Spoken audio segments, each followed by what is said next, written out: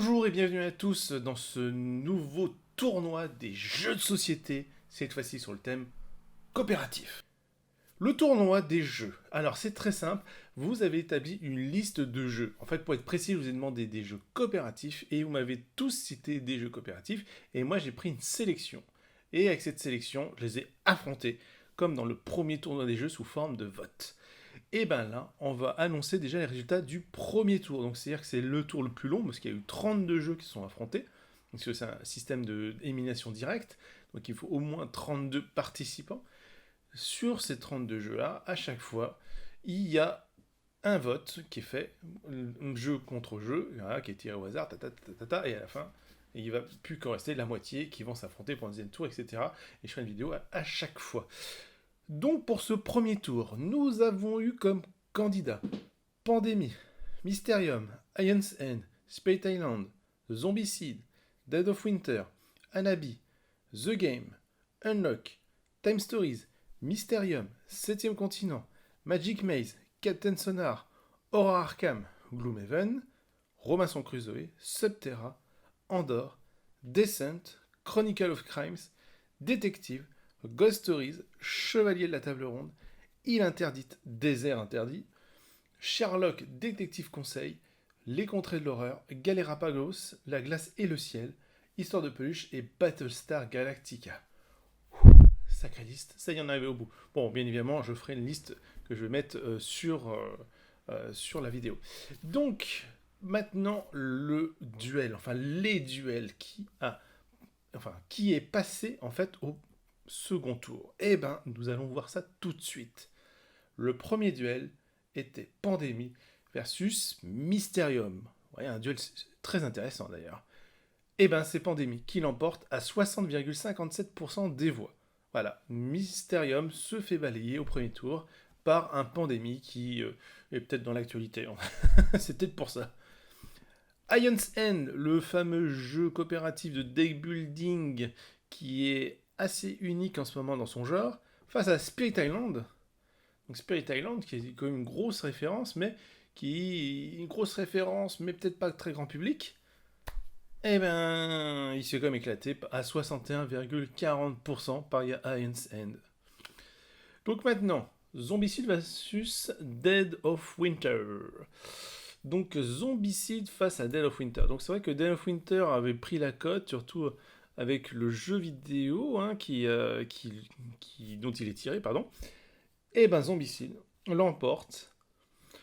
Je n'irai pas sur le fil du rasoir, mais à 53,54%. Donc Zombicide a un petit peu tremblé malgré cette licence très bien installée et qui est là depuis un bon paquet d'années, quoi. Hein. Autre duel maintenant, Anabi versus The Game. Anabi l'emporte face à The Game, qui pourtant The Game se vend par centaines chez nous à chaque fois par an. Et Anabi reste toujours une bonne valeur, mais dans le cœur des joueurs, Anabi reste toujours au-dessus à 57,29%. Bravo. Unlock versus Time Stories. C'est Unlock qui l'emporte à 60,92%. Unlock a éclaté Time Stories. C'est rigolo vu que c'est les mêmes personnes qui l'ont fait. Unlock, on savait que c'était un mastodonte. Il l'a encore prouvé face à son adversaire. Pourtant, Time Stories, ancêtre de Unlock, on sait pas. Bon, c'est pas du coup un escape game, mais bon, il y avait un petit prémisse. Alors, Magic Maze versus Captain Sonar. Magic Maze l'emporte à 69,62%. Horror Arkham versus Gloomhaven. Horror Arkham l'emporte à 63,33%. Donc Horror Arkham, alors je précise, jeu de plateau. Alors il y en a qui ont hésité entre deuxième et troisième version, j'ai oublié de préciser. Mais bon, il a quand même réussi à défoncer Gloomhaven, qui pourtant Gloomhaven, je pensais que ferait une sacrée résistance, voire peut-être passerait face à Horror Arkham. Bon, bah comme quoi, les votes, hein. Robinson Crusoe, qui est un jeu coopératif quand même qui était souvent cité comme une grosse référence, face à Subterra, qui est une valeur montante. Et ben, c'est Subterra qui l'emporte à 53,42%. Bravo Subterra, qui est en train de passer donc le second tour. Maintenant, deux jeux pas évidents. Andor versus Descent. Andor, un jeu introductif, Descent un peu plus poussé, qui c'est qui va l'emporter? Eh ben bizarrement, et sans peut-être de grosses surprises pour vous, il s'agit de Descent à 53,16%. Donc Descent reste toujours le jeu de donjon, même si en fait dans Andor c'est pas des donjons, donc en fait c'est pas grave. Allez, la suite. Chronicle of Crime versus Détective. Donc deux jeux d'enquête, donc ils se sont affrontés.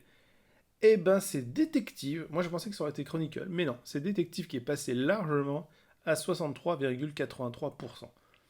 Donc Détective, merci, passe au second tour, au revoir Chronicle of Crime.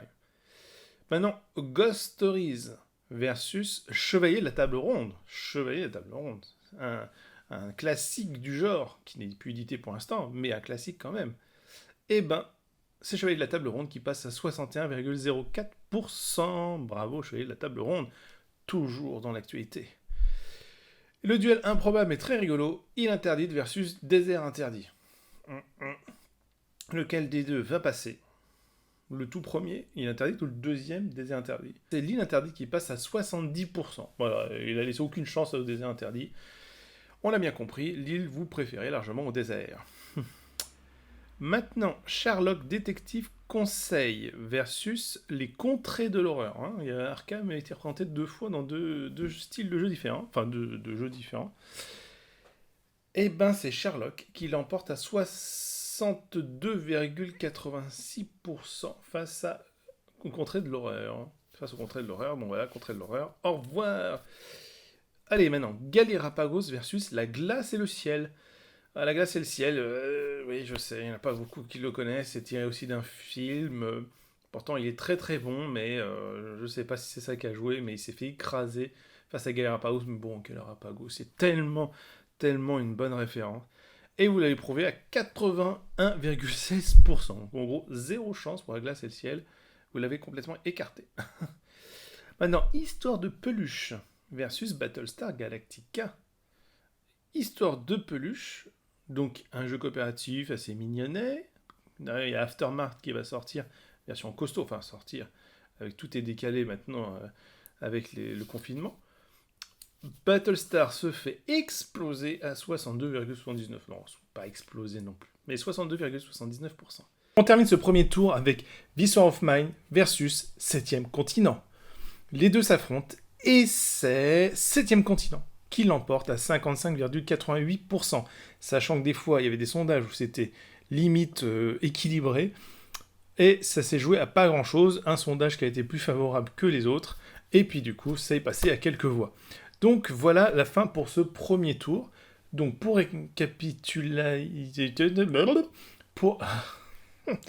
Pour résumer, nous avons Pandémie, Ion's End, Zombicide, Hanabi, Unlock, 7ème continent, Magic Maze, Horror Arkham, Sutter, Descent, Détective, Chevalier de la Table Ronde, Île Interdite, Sherlock Détective Conseil, Galérapagos et Histoire de Peluche.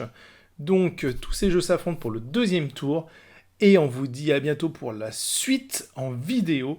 N'hésitez pas à voter sur la page de la Grande Malle et sur le comité d'Ulysse francophone ou les francophones libres. Enfin, vous voyez où tout ça est et je vous dis donc à bientôt.